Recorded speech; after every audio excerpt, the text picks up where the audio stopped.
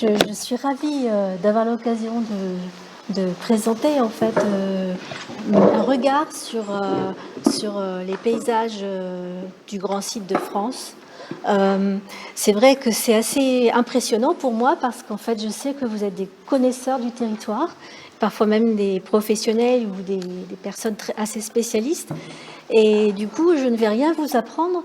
Simplement, ce que je propose, c'est une sorte de vision, une synthèse des éléments que j'ai pu rassembler, notamment lors des travaux du rapport de présentation du site classé. C'était en 2017 et jamais l'occasion n'avait été donnée de finalement en parler par image réellement, en dehors d'un rapport rendu pour le classement, donc un rapport administratif.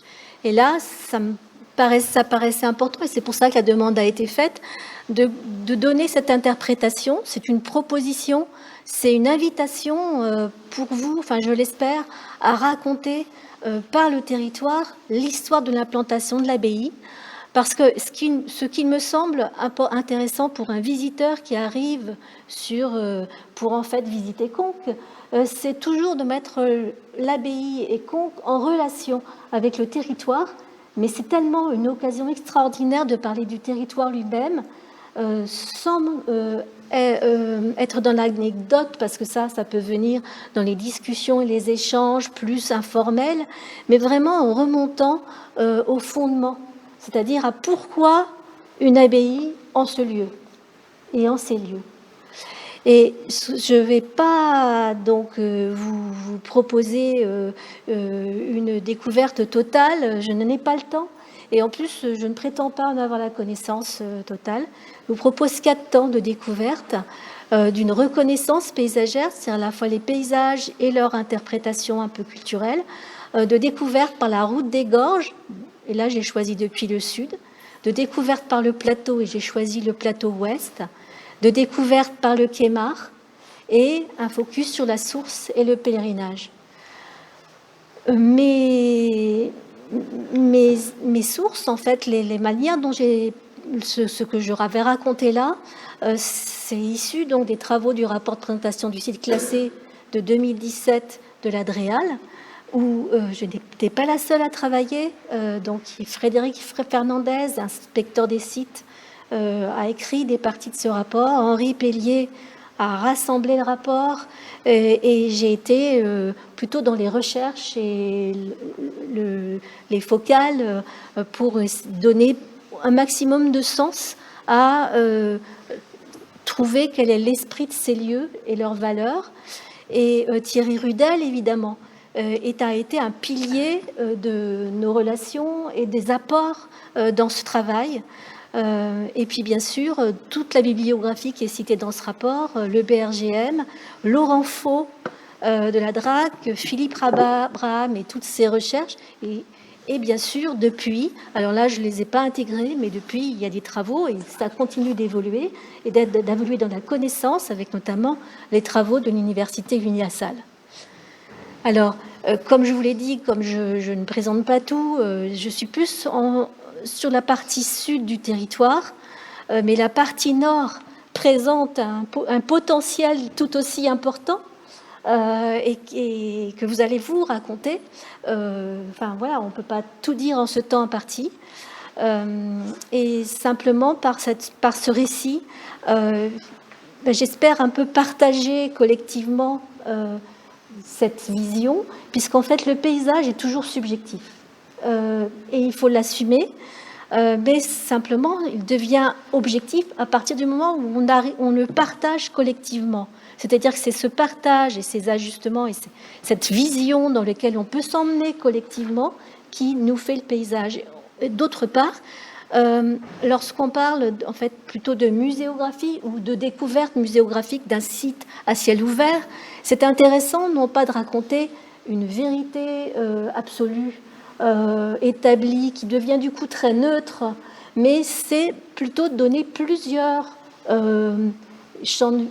visions, plusieurs interprétations possibles, ce qui crée un intérêt, une motivation. Donc moi j'en ai une, c'est une proposition, et il peut bien sûr y en avoir d'autres. J'ai aussi été baignée dans l'histoire du paysage français qui fait que mon interprétation est liée à cette vision-là. Alors je vous propose tout d'abord l'arrivée depuis la D 901 par la route et par le sud des gorges, par la route des gorges. Lorsqu'on sort de l'agglomération de Rodez, on est dès le viaduc passé, le viaduc sur avec la voie ferrée, on entre véritablement dans des paysages qui sont puissants et contrastés. Et on ne manque pas de remarquer en fait le formidable falaise de Salles-la-Source qui nous évoque automatiquement, même inconsciemment, la présence d'habitats très anciens et du néolithique ou de la préhistoire par ces grottes. On remarque aussi à Marcillac, Vallon, à Pont-les-Bains, les pierres dorées du village, dont on fera ensuite la relation, éventuellement, mais inconsciemment, avec certaines pierres de l'abbaye qui brillent au soleil. Et puis, en contraste, le grand paysage également fort du Rougier, qui, avec ces pierres très chaudes, ces villages rouges, où on fait le lien aussi avec les bords des accotements routiers et les grès, en fait, qui sont largement visibles. Lorsque donc on découvre la plaine du Dourdou, le paysage est plus délicat à interpréter. C'est vrai qu'on n'a pas de réelle grande vue depuis la route, depuis cette route, sur le contrefort du plateau de Sénergues et sur l'entrée des gorges. Il y a peut-être quelques petits soins à donner pour qu'au moins on ait une vision de cette arrivée de la plaine du Dourdou. Et c'est peut-être au niveau de ce léger rehaut de la route, au niveau de la croix qui est au droit du moulin d'Arjac, qu'on en a le plus la possibilité. Ensuite, lorsqu'on avance, de la même façon, l'amphithéâtre de la plaine donnant entrée sur la gorge est assez peu perceptible parce qu'une haie de peupliers tout simplement masque l'entrée et les haies de bord de route également masquent les anciens méandres du Dourdou qui butent déjà contre les rochers. Donc là, en revanche, dès ces éléments passés, l'œil est focalisé sur les bâtisses rouges, la dernière bâtisse en rougier, en grès rouge de ce territoire du Rougier qui marque l'entrée dans les gorges. Donc il s'agit du moulin de Sannes. Sannes, on va l'expliquer plus loin. Et l'entrée véritablement dans les gorges serait assez austère et si ce n'était la présence du moulin qui nous intéresse aussitôt, auprès duquel on a tendance à garder le regard pour comprendre en fait l'intérêt de cet ouvrage, des ouvrages d'art qui sont là. Alors la bâtisse est relativement récente à l'échelle des échelles de temps que je vais aborder, mais au XIIe siècle, ce sont les moines qui ont bâti là un moulin. Et ce sont les moines aussi qui ont arasé là le seuil rocheux, le ressaut rocheux de l'entrée des gorges qui existait et qui faisait de la plaine du Dourdou qu'on connaît aujourd'hui un vaste marécage. Le Dourdou, il s'écoule presque à plat dans l'entaille des gorges jusqu'aux passes qui marquent une légère ouverture ensuite sur les prairies de Grand Vabre avant que la vallée se jette dans la confluence du Lot. Mais c'est donc une longue anfractuosité d'une dizaine de kilomètres qu'on doit ainsi parcourir. Alors je ne vais pas tout décrire, je n'en ai pas le temps, mais donner un aperçu de la découverte par le sud. La route s'engage donc à partir du moulin de Sagne dans un goulet sinueux, et on est tout de suite plongé dans un silence avec un sentiment d'isolement. Suivant les saisons et bien sûr la lumière, on est dans ces jeux d'ombre et de lumière qui nous donnent vue sur un versant ou un autre, et l'œil monte sur les landes que l'on perçoit. On a une série de chambres en fait qui sont verrouillées par des coudes prononcés du Dourdou, et donc dans cette première chambre, on a un double verrou au niveau de l'herme, avec le deuxième qui est très prononcé, comme telle une herse qui barre totalement la route. Et plus loin, un léger dégagement de la vallée permet, dans le virage concave, une perspective frontale sur le versant opposé. Et donc l'œil s'attache aux pointes, aux roches qui sont taillées finalement en écailles et qui pointent vers le ciel.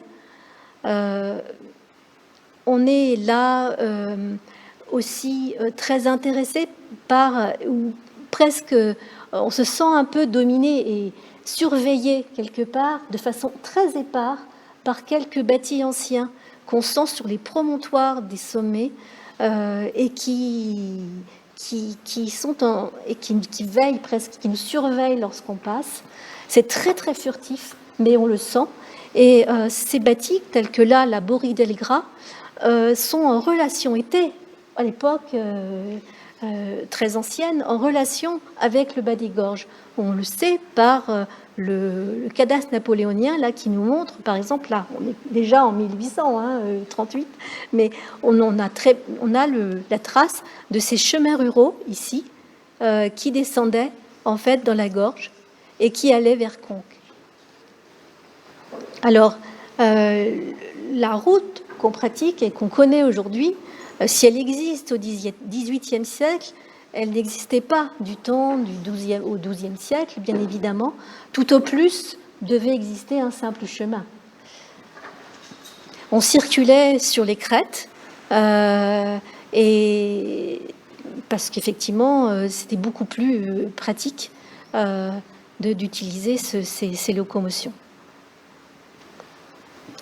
En poursuivant, on arrive dans la perspective en fait d'un autre virage, en regardant la passerelle qui donne finalement une vue dans l'alignement du Dourdou. On arrive sur la vue d'une grande roche avec un pendage, c'est-à-dire penché sur le côté, mais assez gigantesque, comme basculé. Et cette roche, vous voyez, est la plus grosse de ce parcours. Et plus loin, on a les arêtes aiguisées des fourques que l'on voit et que l'on connaît largement, beaucoup mieux. La découverte, c'est après ce parcours, c'est ce parcours avec ce rythme qui nous donne cette découverte saisissante finalement d'une ville, parce que une cité, c'est une ville de l'époque, en plein cœur des gorges. En plein milieu d'ailleurs de la longue entaille, c'est-à-dire qu'il y a 5 km de part et d'autre, 5 km avec le moulin des Sagnes, 5 km avec les passes, et on est véritablement d'un coup dans une ville, alors qu'on a traversé ce paysage très, très isolé. Si on regarde le système, finalement, on est entre deux baïonnettes, c'est-à-dire que les derniers verrous de la Bessérie qu'on a passé tout à l'heure, et puis le suivant de la Crouzette, sont à égale distance encore et donnent une grande chambre qui est celle de la découverte de Conques. Ces impressions, ces premières impressions, telles que l'on peut les percevoir, je vous les livre alors que je les ai eues par les reconnaissances renouvelées du site, dès la première est renouvelée. Et puis ensuite, j'ai lu ce que raconte la chronique de Conques au XIIe siècle, de l'installation des moines au IVe siècle, dans un lieu qu'on appelait Vallis Lapidosa, c'est-à-dire la vallée rocheuse. Cette dénomination de vallée rocheuse, elle évoque particulièrement bien les gorges, que ce soit celle du Dourdou ou de ses vallons, et y compris le vallon de Molidiès, si on fait l'hypothèse que c'est là que les premières ermites se sont implantées, peu importe. C'est vraiment une dénomination extrêmement représentative de ces lieux. Et d'ailleurs, le site, le grand site, aurait pu s'appeler la vallée rocheuse de Conques, tout simplement en évoquant de façon poétique ces lieux. C'est pourquoi l'enjeu de perception de cette immersion par séquence et avec des motifs de paysage, parce que véritablement les quelques roches emblématiques des lieux, qui ont pu d'ailleurs être nommées à l'époque, et que je me suis permis, moi, un peu de commencer à nommer aussi, et ce que vous pouvez aussi rechercher avec les vrais noms, sont des motifs de paysage, c'est-à-dire qu'on a envie de les dessiner et de les peindre en soi. C'est aussi ce que d'ailleurs le PADD, de façon plus large sur la communauté de communes de Conques-Montignac, nous dit. Ça va s'intéresser à des motifs de paysage. Ben là, on a des motifs de paysage, et c'est aussi intéressant alors de se pencher du coup sur ces roches. Quelles sont-elles, et d'essayer d'expliciter mieux pourquoi on les voit de cette manière. Donc vous le savez tous, la formation des schistes de Conques, c'est la formation des schistes sériciteux de Conques, qui est particulière à une grande partie de ce territoire. Sériciteux du nom séricius, qui veut dire soyeux en latin, parce qu'en fait ils contiennent beaucoup de mica et qui leur donne cet aspect brillant au soleil. Et les schistes, c'est des argiles en fait qui ont été tellement compressées qu'ils sont enfeuillés, ils se présentent enfeuillés tel qu'on le voit à droite de l'image. Mais ces schistes font partie des roches les plus anciennes du Massif central. On est là donc sur un socle extrêmement ancien qui date du début de l'ère primaire, puisqu'en fait toutes les roches déposées au fond des mers de l'époque du Massif hercynien se sont accumulées, et puis d'autres par-dessus, et ensuite ces schistes se sont métamorphosés en se compressant. Et on est à 15 km seulement d'une tectonique de Massif central, avec l'intersection des deux grandes failles majeures du Massif central, la faille d'Argentat et la faille de Villefranche. Vous savez tous, c'est le bassin de Decazeville, avec le bassin housier de Decazeville, et on est tout proche. Et ces deux failles ont joué un rôle extrêmement fort dans toute la région, bien sûr, et notamment pour Conques, pour nous, pour l'histoire des gorges. Et alors, je sais que localement, vous appelez souvent les failles par leur nom précis, de la faille, parce qu'il y a une multitude de familles de failles qui appartiennent et qui sont liées à ce grand réseau de failles, comme ici dans le bassin du Rougier. On est pratiquement ici, nous situons. Et donc, mais c'est intéressant de revenir toujours à l'essentiel, c'est-à-dire au sens. Ce sont ces deux grandes failles qui ont entraîné les autres et qui marquent fortement et qui permettent de voir quelle est la dimension finalement de ce qui se passe sur ce territoire. À quelle échelle on est vraiment à l'échelle du Massif central. Et ces roches ont suivi des phases de plissement, justement du fait de ces mouvements qui sont liés à la surrection des Alpes, etc. Donc on les voit un peu sur l'image, enfin je l'évoque un peu sur l'image ici d'un gros plan de roches, de schiste qu'on voit plisser. Et puis surtout, c'est le jeu du sillon houillé, avec ces pressions dans un sens, ces cisaillements qui ont provoqué la verticalisation des roches, d'où les arêtes, les roches basculées et les pierres dressées. Micro. Pas trop près.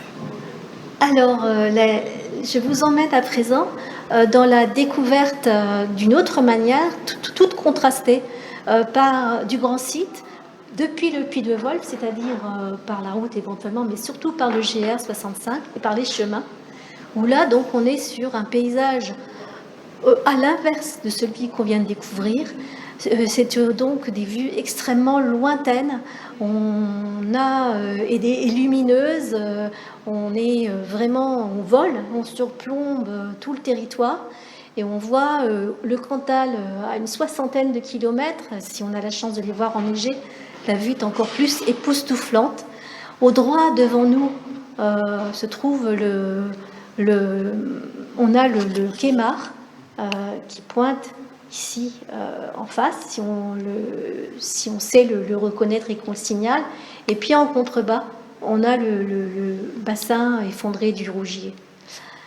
Alors, cette vue qui progresse depuis le Puy de Wolf et qui domine à peu près au pylône de Noyac avec 621 mètres, où est située la table d'orientation qui nous permet d'ailleurs de découvrir tout le territoire du grand site de France, bascule en effet vers le bassin de Conques. Et la chapelle de Noyac ici, elle marque véritablement ce basculement et surtout elle veille au-dessus de l'entrée des gorges sur sa rive gauche, ce qui est toujours symbolique en termes de lieu sacré. Alors ce bassin effondré du vallon de Marcillac, vous le voyez représenté ici, on a le Lot là, les gorges ici et tout le bassin ici. Donc c'est la faille d'Argentat dont j'ai parlé tout à l'heure, qui se promène par là, qui est responsable de l'effondrement du bassin et du décrochement qu'on voit là, qui est d'à peu près de 200 mètres, et qui marque l'escarpement du plateau. Les grès rouges érodés du massif central, et depuis d'ailleurs les immensités qu'on a perçues tout à l'heure quand on considère tout le massif jusqu'au Cantal, se sont déversés dans différentes gouttières, dont notamment celle du Rougier de Marcillac, c'est-à-dire qu'en fait, c'est l'accumulation des dépôts détritiques issus de l'érosion du massif central qui se sont, pour partie, déversés ici, à la fin de l'ère primaire, et donc ils sont oxydés de leur couleur rouge. Pour parler plus spécifiquement de la gorge, c'est vrai que c'est pas du tout évident que le Dourdou, qui a cette direction et qui logiquement suivrait la gouttière, traverse et franchisse finalement un plateau haut, resté haut, et en fait, ce qu'on se dit, enfin, l'interrogation des géologues, c'est qu'il y avait sans doute la surimpression d'un cours préexistant qui était au moins à l'entrée des gorges sud, et ensuite le réseau de failles, ça c'est moi qui le dis, qu'on voit ici, que j'ai surligné autour de Conques, mais qui est tout le long des gorges à la suite de cette entrée, montre que effectivement les failles liées toujours à la direction de la faille d'Argentat que j'ai remis ici nous emmènent dans la gorge, enfin à préfigurer le fait que le Dourdou puisse plus facilement s'engouffrer et ensuite creuser ces éléments, et il nous montre aussi les chamboulements qui ont pu se produire autour de ces gorges. Le plateau, enfin, bien sûr, les vallées qu'on voit, et même le canyon du Lot, là, ici, tous les contours, eux, sont de l'ère quaternaire, c'est-à-dire finalement très récent, puisque le plateau, comme je l'ai dit tout à l'heure, lui, il a été arasé par les érosions. Et c'est pour ça qu'on a un plateau. Alors ce plateau, il est dissymétrique. Il a une orientation et un pendage vers le nord-ouest, ce qui nous donne en fait des vues, pour ce qui est de l'ouest, du plateau ouest, on a des vues très intéressantes sur le décrochement qu'on a vu tout à l'heure depuis Noyac. Et en revanche, on a le point culminant à l'est, avec le Quémar qui culmine à plus de 700 mètres. Vous voyez, le Puy de Wolf qui est très connu, il est à 480 mètres. Et nous, on a le puits de Quémar à 700 mètres, ce qui est quand même très très important. Et puis ce plateau permet aussi des vues surplombantes. J'en parlerai pas plus, hein, mais voilà, on le voit bien, la garde à plus de 630 mètres qui domine au-dessus de la vallée du Lot, et puis au milieu, Aussay, avec la même hauteur. Je reste plus sur la morphologie du plateau ouest. De ce fait, elle a, du fait de cette inclinaison et de ce pentage, elle a un versant très abrupt et en fait une longue crête qui va depuis Puechelon, que vous connaissez tous, jusqu'au Perrier, en gros. Et le reste, c'est des ravines qui donnent dans la gorge et qui font ces vues surprenantes et soudaines et plongeantes dans la gorge. Bien sûr, il y en a d'autres aussi sur l'autre versant, mais là, ça les favorise vraiment dans la surprise. Une seule exception, c'est autour justement de l'entrée dont je parlais tout à l'heure, de peut-être l'ancêtre de la rivière préexistante, de l'engouffrement dans la gorge. Et ce serait intéressant d'avoir une recherche, d'en faire un sujet de recherche pour plus tard, pour aller plus loin. Mais c'est effectivement ce qui permet, au niveau de la Bessérie, une longue échine qui est en direction de Conques et qui glisse comme ça et qui permet en fait de découvrir, on sent qu'on va découvrir quelque chose au bout de ce glissement et de cette longue descente. Alors, c'est juste pour faciliter en fait la compréhension de ce qu'on dit quand on parle des paysages. C'est vrai qu'on a un paysage en étagement, vous le savez. J'ai mis en jaune en fait du coup ça détermine des familles de paysages, des paysages un peu avec des caractéristiques un peu identiques. Donc les paysages de crête avec des vues que c'est en jaune, avec les vues très ouvertes, très lointaines et plongeantes. Les paysages de versants avec des vues en balcon sur les versants opposés, d'où on voit finalement aussi des roches, des landes, etc. Et puis les paysages des roches, des gorges qui sont en bleu et qui offrent des vues frontales et dirigées vers le ciel, tel presque un cloître. Là, j'ai fait un zoom autour de Conques, mais c'est pour qu'on voit, parce qu'on peut faire toute la vallée est caractérisée de cette manière. Et au cours de la descente dans les versants, les cadrages se multiplient. Donc c'est tout à fait intéressant et pittoresque finalement, ça crée le caractère intéressant des lieux. Là, c'est des vues depuis le Sanglier. Et c'est pour ça que je dis que pour ma part, le motif paysager de la cité de Conques et de Conques en général et des gorges en général est toujours associé à la notion de montagne et de rocher. Ce premier plan me paraît complètement important dans la définition du sens de cette cité au milieu et donc de l'abbaye qui a été voulu en fait dans un sentiment de milieu du monde, d'isolement, tel qu'on veut le véhiculer et le dire, au moins dans les gravures du 19e, qui montrent toujours la présence de cette montagne et des rochers. Je vous propose à présent une découverte par le Quémar, en partant depuis le bassin effondré du Rougier, depuis finalement pas loin de Pruine, à partir du Douzou, au droit d'un lieu-dit qui s'appelle justement Quémar. Et donc la première vue des landes rousses du Quémar, donc on voit l'escarpement du coup. Et donc, depuis Ouias, on aperçoit les landes rousses et déjà des émergences rocheuses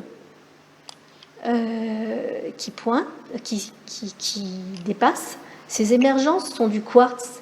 Le quartz, c'est un matériau extrêmement dur qui, justement, a résisté à l'érosion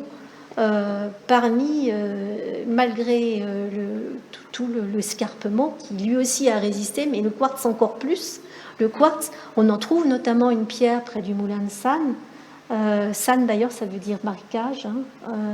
Et donc, près du moulin de Sannes, on a une pierre de quartz qui servaient, les quartz, ça sert à affûter et à moudre les grains, tellement c'est une pierre dure. Et là, on est au-dessus du lieu-dit Kémar. Et lorsqu'on est sur le site lui-même, sur le mont lui-même, évidemment, on domine à 360 degrés. Donc c'est un belvédère pour nous, c'est très intéressant comme paysage, puisque on voit là encore, là il fait moins beau, mais on voit les monts du Cantal toujours très très loin, et les dépôts d'érosion de toute cette grandeur, de cette immensité, qui sont en contrebas de derrière nous, avec le bassin effondré.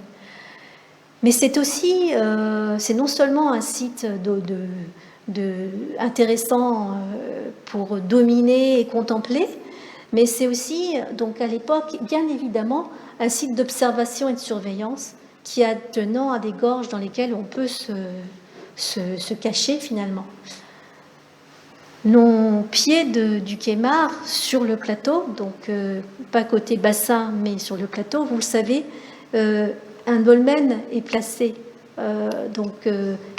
ici sur la carte IGN au lieu-dit tout près du lieu-dit qui se nomme Perelebad, qui nous rappelle Perelavad, parce qu'on n'est pas sans ignorer le mont Aubert et toutes les pierres qui sont là-bas du néolithique qui sont simplement à 12 km de là. Donc on a bien évidemment une occupation néolithique témoignée ici, et puis aussi un témoin d'exploitation gallo-romaine avec la toponyme du camp qui est tout près, en face.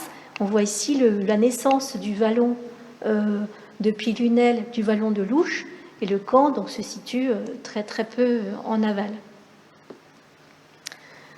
C'est un lieu, le Kémar, où non seulement la morphologie est intéressante, mais aussi la géologie, tout y est réuni en quelque sorte. On a, vous le connaissez bien, les affleurements de pierres de Lunel, qui sont des pierres calcaires du Jurassique, et dont on suppose que effectivement certaines pierres du calcaire certaines pierres de l'abbaye auraient pu provenir de là, mais aussi peut-être du plateau de Rodez. Et puis aussi, on a cet affleurement des fargues, d'une formation ferrugineuse qui va nous intéresser beaucoup. Ces deux formations dont je parle, de calcaire et de fer, enfin de terre à fer, sont des restes de couches qui étaient au-dessus des schistes et qui ont été complètement décapées. Et c'est simplement des petits restes qu'on a en lentilles ici. Et parallèlement, on a, puisqu'on est à ce niveau du plateau de Sénergue, en limite avec tout l'affleurement plutonique des granites qui ont pénétré les schistes, c'est-à-dire des roches qui étaient plutôt fluides et qui sont remontées dans les schistes. Et puis, on a tout près, et lié à ça, ici, mentionné un filon de quartz, le quartz qui est sur le Kémar, dont j'ai parlé tout à l'heure. On en voit véritablement la forme ici, et on a même pointé les anciennes mines d'exploitation dont j'ai parlé tout à l'heure. Alors voilà, quand on est sur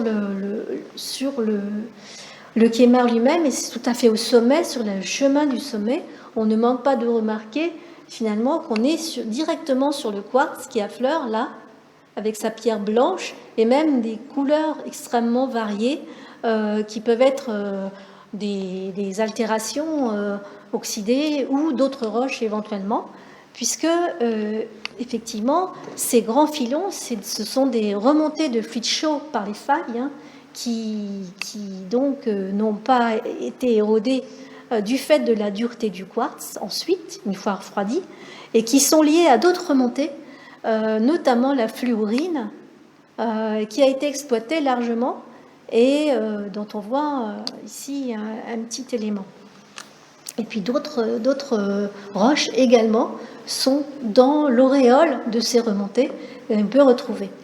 Là, je vais passer rapidement parce qu'effectivement, on parlait des pierres qui éventuellement sont rapportées depuis Lunel vers l'abbaye sur la crête. Donc on part comme ça et on suit la crête d'Ourtoulès pour ensuite passer par Montignac.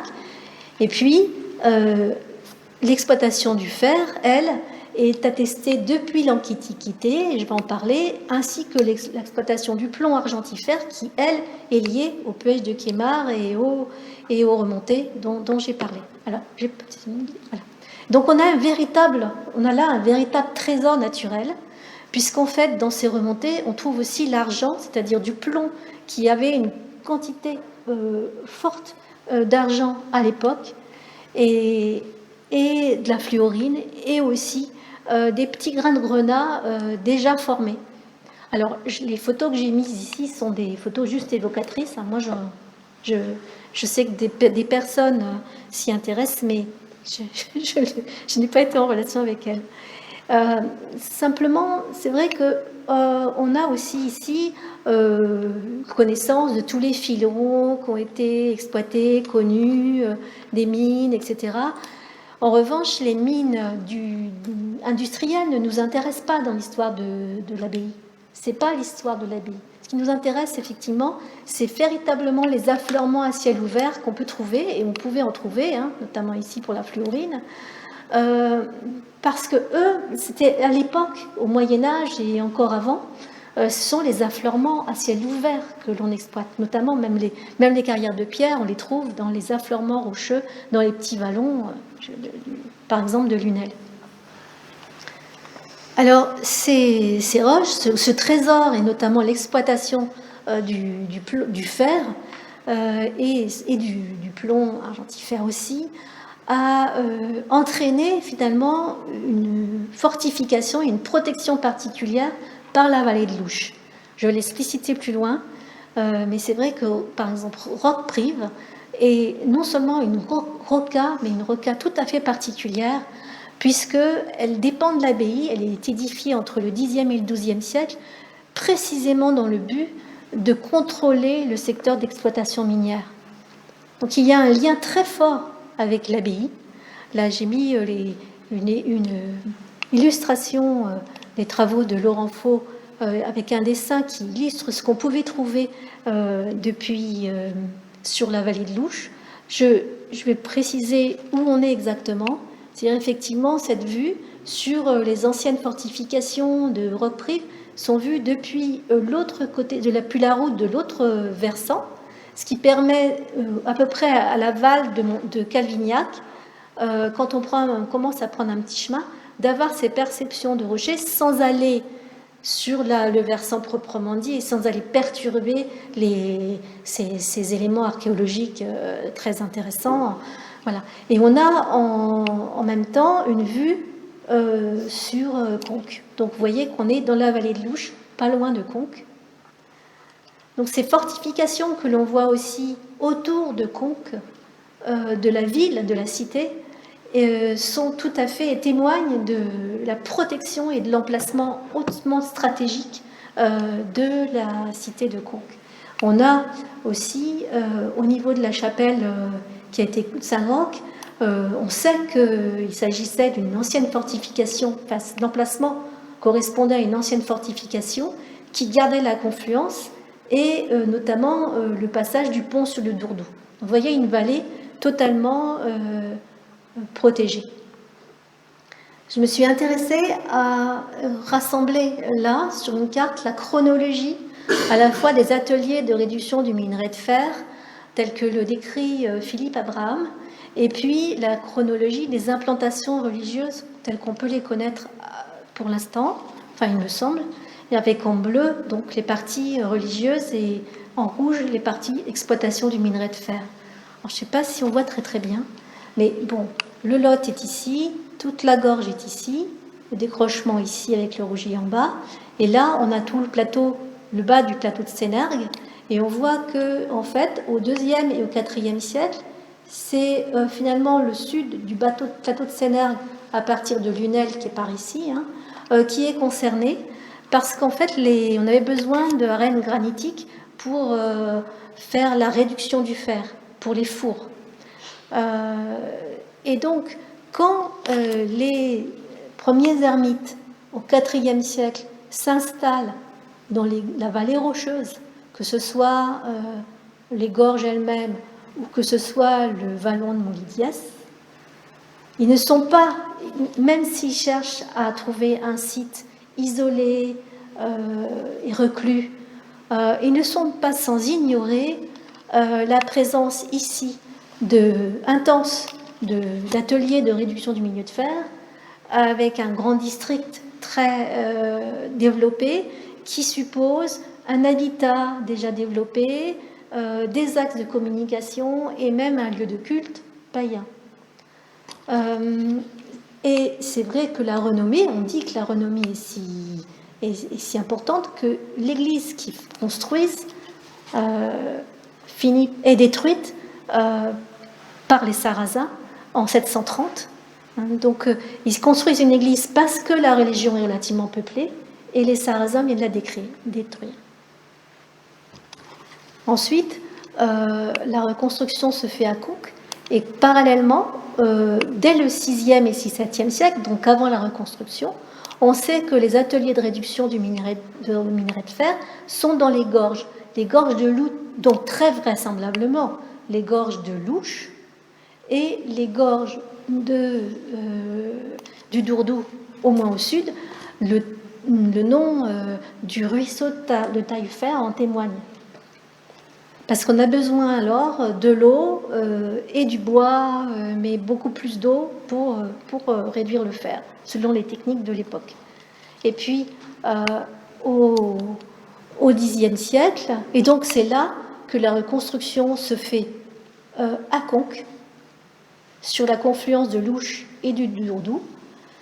Et donc, au Xe, XIIe siècle, Roqueprive est construit pour protéger finalement l'abbaye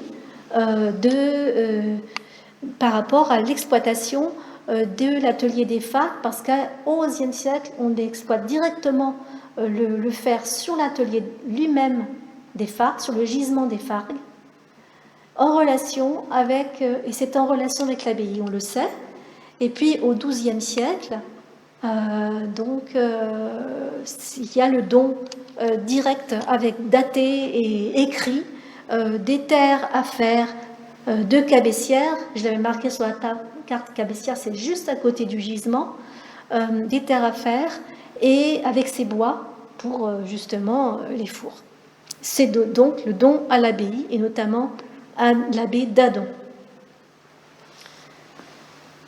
Le savoir-faire aussi, le savoir-faire traditionnel du fer et aussi de l'argent, du plomb argentifère, il est dans, bien sûr, un des grands territoires autour aussi, mais notamment ici, puisque on a l'habitude de travailler l'argent et on peut noter que la robe, ici j'ai mis juste un extrait du bas de la robe de la relique de Sainte-Foy, il est en vermeil, c'est-à-dire en argent, plaqué d'une très mince feuille d'or. C'est l'argent. Et puis on a aussi des grains et des pierres très fines, précieuses, etc., mais aussi des pierres plus décoratives, dont du cristal de roche et du grenat qu'on peut trouver éventuellement sur place. Alors là, je ne sais pas, c'est aussi un sujet peut-être de recherche, et peut-être il y en a. Mais c'est intéressant de noter qu'en fait, en réalité, ils savaient mettre en valeur les pierres et utiliser l'argent. Je fais maintenant un dernier zoom sur le focus en fait sur le pèlerinage en liaison avec Conques pour noter que d'expérience sur l'histoire des lieux, on n'a jamais de fréquentation, de pèlerinage sans des éléments qui le préfigurent et qui préexistent. C'est-à-dire que, bien évidemment, que les sources sont notamment des lieux sacrés bien avant l'installation du christianisme et on peut d'ailleurs créer elle-même des pèlerinages ou des fréquentations. Ici, la source Sainte-Foy, elle est située précisément à la jonction, ce qui n'est pas extraordinaire, mais précisément à la jonction de deux types de schistes, un schiste albilitique, c'est-à-dire à feldspath, et puis un schiste avec des plis de quartzite qu'on voit ici très nettement quand on monte à Sainte-Foy. Et donc, ça témoigne en fait finalement d'une faille. C'est pour ça en fait qu'on a vraisemblablement, probablement une source aussi. C'est aussi à l'endroit d'une source qu'on a construit aussi, enfin qu'on a la chapelle Saint-Léonard de Monédiès, à la jonction en fait entre deux différents schistes. Et je note que la chapelle Sainte-Foy qu'on voit et qui fait partie du paysage aujourd'hui, en fait, elle n'est pas présente sur le cadastre napoléonien en 1838, elle n'existe pas. Il n'y a pas de chapelle, il n'y a rien. Je l'avais en plus pour le PLUI de la communauté de communes, j'avais regardé tout ce secteur. J'avais montré que, en fait, on est dans un environnement qui n'est pas du tout boisé à l'époque, en tout cas à l'époque plus récente. Et donc à l'apogée de l'abbaye, c'est sûr qu'on avait, en lien donc avec le pèlerinage, on n'avait plus du tout de paysage sauvage à cet endroit-là. On était dans un paysage de pâtures et de châtaigneraies plantées, exploitées. Notamment ici, tout près, on voit encore les terrasses, les anciennes terrasses, qui correspondent à des exploitations, enfin des plantations de châtaigniers, et même sur le cadastre, c'est marqué là pâture, quoi. Donc, il faut imaginer et voyager dans ces paysages. Alors, ce pèlerinage, il a réellement été construit. Donc là, je vous apprends absolument rien, simplement je veux pointer cela. C'est-à-dire que c'est bien un pèlerinage de chevalier, c'est-à-dire que c'est le roi d'Aquitaine, fils de Charlemagne, qui, pour son expédition à Barcelone, dans le cadre de la Reconquista, c'est-à-dire la reconquête des terres envahies, donc on voit bien tout l'émirat de Cordoue ici, qui a pris toute la péninsule ibérique, et puis cette marche d'Espagne ici, qui est le lieu d'expéditions répétées de l'Empire carolingien, et puis donc des expéditions plus ou moins lointaines, et les chevaliers sont priés finalement d'aller dans ces expéditions. Et c'est pour cela que Louis le Pieux, le roi d'Aquitaine, fonde l'abbaye, c'est-à-dire reconnaît l'abbaye, la nomme conque, et construit aussitôt là une route pour son expédition à Barcelone. Et puis le pèlerinage est ensuite renforcé, mais ensuite très très vite, c'est-à-dire à la même époque, dès ce 9e siècle, on n'est que 60 ans en gros plus tard, on amène ici à Conques les reliques de Sainte-Foy, qui est une sainte qui était déjà vénérée dans tout le Rouergue depuis le 5e siècle, et on l'amène là peut-être du fait de la crainte aussi encore des invasions sarrasines. On est toujours dans ce contexte d'invasion, et donc ça renforce, ça contribue à renforcer, à décupler le pèlerinage. Alors, toujours dans la suite de ce que j'ai dit tout à l'heure, comment se fait-il qu'on ait attribué à Sainte-Foy cette source qui n'a aucun lien en fait, peut-être monter la source ici du ruisseau Sainte-Foy, alors qu'elle est importée d'Agen. Voilà, on a ça, très vraisemblablement un pèlerinage qui préexistait là, c'est du moins mon interprétation d'une perdurance. Et on sait aussi que la statue de Sainte-Foy, la statue reliquaire, est plus ancienne. Elle a été récupérée d'une ancienne statue Puis ensuite, elle a été régulièrement entretenue, ou on peut dire remaniée, avec les moyens du bord, hein, puisque les ateliers d'orfèvrerie n'étaient pas constants à l'abbaye.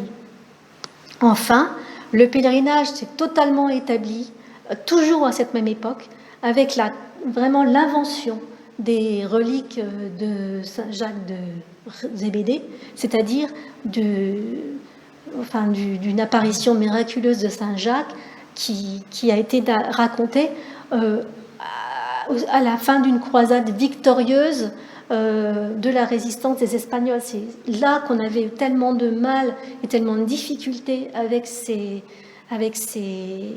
guerres. On se rappelle de Roncevaux. On avait besoin en fait de galvaniser les chevaliers, et on a donc placé volontairement la route principale venant du Puy, passant à Conques. Et on a donc établi que Sainte-Foy protégerait les chevaliers qui vont combattre en Espagne, et puis aussi ceux qui vont ensuite jusqu'à la Barbarie et jusqu'à la Syrie. Et ces pèlerinages, au départ jusqu'à Compostelle, donnent l'indulgence à ces chevaliers et aux pèlerins équivalente à celle d'un pèlerinage à Rome et à Jérusalem. Et puis ensuite, c'est Conques qui obtient cette même indulgence à la fin du XIe siècle de pèlerinage. Voilà, donc une fréquentation qui perdure totalement et qui est complètement installée. Alors, comme je l'ai dit, là, mon exposé se termine, j'ai le reste de l'histoire, il est loin d'être d'ailleurs complètement détaillé, il y aurait encore beaucoup de choses à dire, et puis tout le Nord, je ne l'ai pas abordé, il reste à raconter par vous, à écrire, évidemment avec ces vallons qui sont juste en retrait du Lot, qui sont évidemment reliés à des lieux de surveillance et de contrôle. J'ai parlé tout à l'heure de la Garde. Bien évidemment, le ruisseau Sainte-Anne monte très progressivement sur le plateau. Et puis les axes de communication qui préexistaient depuis l'Antiquité étaient peut-être ceux justement qu'on connaît encore sur le plateau de Sénergue. Et donc, on a aussi ces vues, j'ai pris la vue là dans le coude, dans l'axe du Lot, depuis la route de Saint-Sulpice au niveau de Roquebrune, où on voit Montarnal d'en bas. Et puis, bien sûr, je n'en dirai pas plus, cet axe formidable de communication, cette autoroute pour le commerce et les échanges, qui était évidemment stratégique pour une abbaye, même isolée, et pour son développement, et pour tout le commerce, peut-être même ces histoires de fer et ces richesses qui étaient au sud. Donc, on a véritablement encore beaucoup de choses à dire, et des grands potentiels par rapport à ces éléments.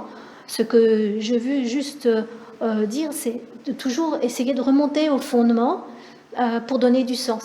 Et donc, c'est peut-être de mêler en fait cette stratégie de fréquentation à l'intérêt culturel qui est intéressant. Pour ma part, je vous donne juste cette vision, cette vue, parce que je vais reporter en fait l'ensemble des éléments que j'ai cités sur carte pour que en fait tout le monde continue d'en écrire, mais toujours par rapport au fondement et qu'est-ce qu'on peut comprendre de ces territoires, puisque c'est véritablement la manière de révéler ces territoires à travers la connaissance et finalement la connaissance de l'abbaye, mais en relation avec cette histoire de l'implantation de l'abbaye. Et bien sûr, ne tenez pas compte de ce gribouillis, mais c'est pour dire qu'il existe une multitude de paysages dans ce territoire du Grand Site de France. On est bien sûr sur le grand ensemble du Ségala. On a bien sûr des petites régions naturelles qui sont le plateau schisteux de Conques et le plateau granitique de Sénergue. Mais en réalité, pour en dégager toute la qualité, les qualités, on doit changer d'échelle et rentrer véritablement dans des toutes petites unités de paysage, puisque là, on est sur des éléments riches et complets. Donc, on a notamment, vous l'avez vu, les gorges du Dourdou, qui sont cloisonnées en séquence, la gorge de l'Herme, la gorge de la Borie-Delgras, etc. On a bien sûr les gorges du Lot, qui sont elles aussi cloisonnées en séquence. avec Montarnal, Saint-Projet, bien sûr Vieille-Vie, La Vinzelle, etc. On a le vallon de Moulidiès en lui-même. On a le vallon Sainte-Anne, on a la crête du Péchelon, la plaine du Dourdou, en amphithéâtre face aux gorges, etc. etc.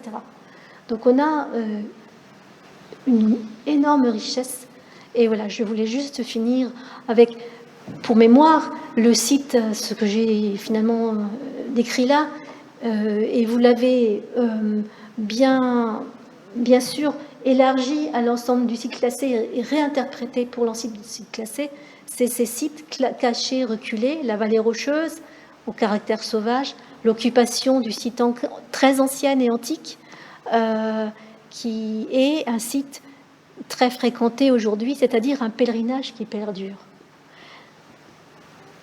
Et bien sûr, le but de ce récit, c'était de partager avec vous, peut-être de vous emmener, et surtout de s'engager ensemble dans un récit commun où vous vous reconnaissez, vous, pour le grand site de France en projet.